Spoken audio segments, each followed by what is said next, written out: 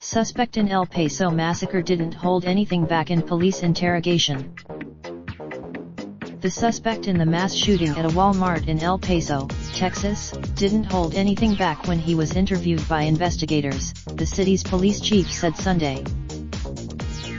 Greg Allen also said it's beginning to look more solidly that the suspected gunman was the author of a manifesto, posted to the website 8CHAN about an hour and a half before the rampage began, that warns of an invasion of Latino immigrants and expresses support for the man who killed worshippers at a mosque in Christchurch, New Zealand, in March.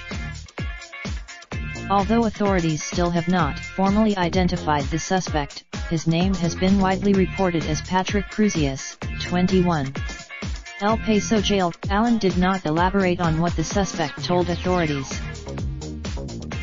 Jamie Esparza, the El Paso district attorney, said he will seek the death penalty for the state murder charges. John F. Bat, it appears to be designed to intimidate a civilian population, to say the least, he said. The online manifesto was posted to 8CHAN, a message board popular on the far right, by an anonymous user who uploaded another document under the file name P.U. Cruzius. That file was taken. Television coverage Saturday showed police swarming a house identified as that of Cruzius in Allen, a mostly white suburb of Dallas about 650 miles east of El Paso.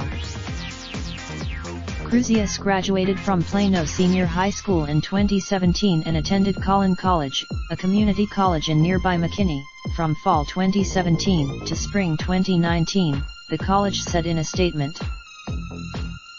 Leanne Lacascio, a former neighbor, said Cruzius was an extreme loner who always sat alone on the bus in junior high and high school.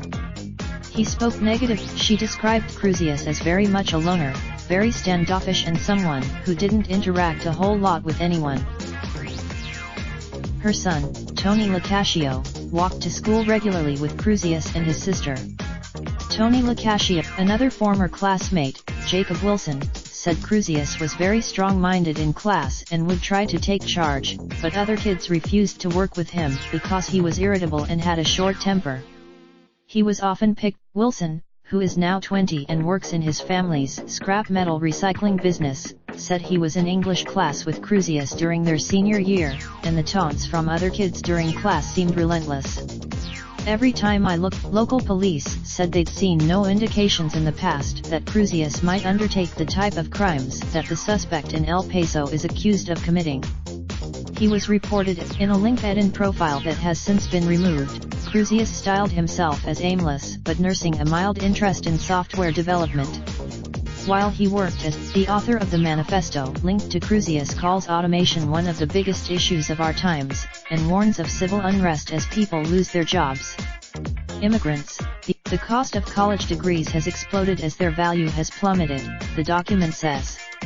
This has led to Daniel Hio of Plano, Texas, told the Los Angeles Times that he attended elementary school with Cruzius and remembered playing basketball and soccer with him during recess. They attended kindergarten. Hio said he fell out of touch with Cruzius after elementary school. It wasn't until I am shocked, Hio said.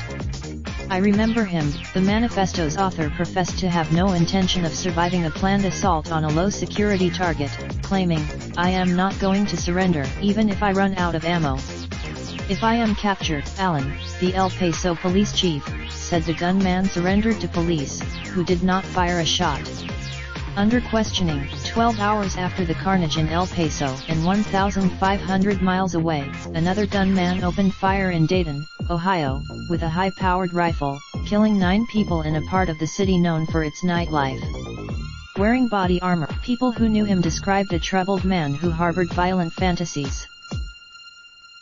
Maison Gallimore, who went to middle and high school with Betts, said she last heard from him a few months ago, when he asked her out for drinks over Instagram.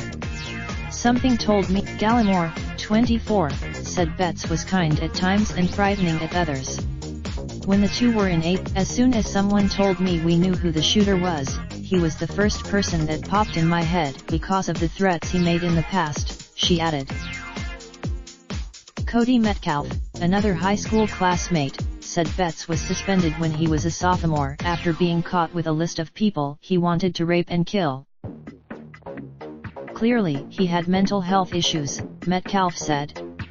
After that, copyright 2019 Los Angeles Times. Visit the Los Angeles Times @ Distributed by Raindrop, drop top smoking, no cooking the hot pot. Fucking on your bitch, yeah, that. Looking up, open the park pot.